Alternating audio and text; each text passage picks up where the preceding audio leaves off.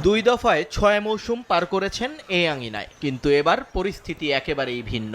শিরোপাহীন মৌসুমে সমালোচনার মুখে বিদায় নিতে হচ্ছে কার্লো অ্যানচেলোত্তিকে। ক্লাব ইতিহাসের সবচেয়ে সফল কোচ হয়েও চুক্তির ১ বছর বাকি থাকতেই মাদ্রিদ থেকে সরে যাচ্ছেন ডন কার্লো। গুনে গুনে বাকি আর মাত্র ১২টা দিন, তারপরে তিনি নাম লেখাবেন নতুন আরেক ইতিহাসে।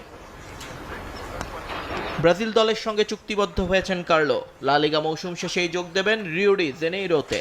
সেখানে তার জন্য টাকার বস্তা নিয়ে অপেক্ষায় সিবিএফ। গণমাধ্যমে খবর, ব্রাজিল ফুটবল কনফেডারেশনের সঙ্গে ২০২৬ বিশ্বকাপ পর্যন্ত চুক্তিতে পৃথিবীর সবচেয়ে দামি কোচ হবেন কার্লো। মাসিক $৭ লাখ বেতনে সেখানে যোগ দেবেন তিনি। বাংলাদেশি মুদ্রায় যার পরিমাণ ৮.৫ কোটি টাকা। বাৎসরিক হিসেব করলে চুক্তির সময়কালে ১০২ কোটি টাকা পকেটে ঢুকবে অ্যানচেলোত্তির। শুধু কি তাই, রিওতে বসবাসের জন্য একটা প্রাসাদ সমবাড়ি পাবেন ইতালিয়ান কোচ, যার পুরো ভাড়া পরিশোধ করবে ব্রাজিল ফুটবল কনফেডারেশন। আর পরিবারের সদস্যদের সঙ্গে দেখা করতে ইতালি যাওয়ার জন্য পাবেন একটা প্রাইভেট জেট। এই পুরো সময় কার্লোর সকল ধরনের চিকিৎসা ব্যয় বহন করবে সিবিএফ।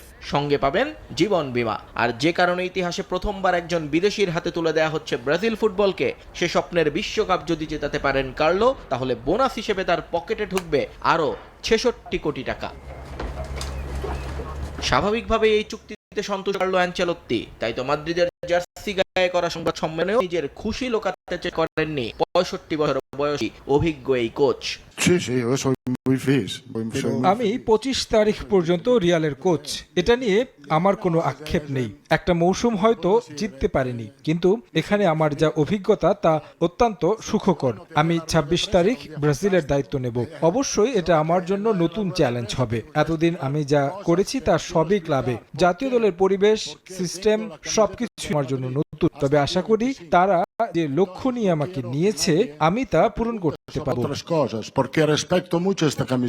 কার্লো যেদিন বিদায় নেবেন, সেদিন না হলেও তার কদিন পরেই বার্নাব্যুতে পা পড়বে তার সাবেক শিষ্য শাবি আলোনসোর। গুরুর জায়গায় তিনি আছেন লস ব্লাঙ্কোর বস হয়ে। বিষয়টা বেশ ইতিবাচক। কার্লো কোনো উপদেশ নয়, বরং শুভকামনা জানালেন শাবিকে।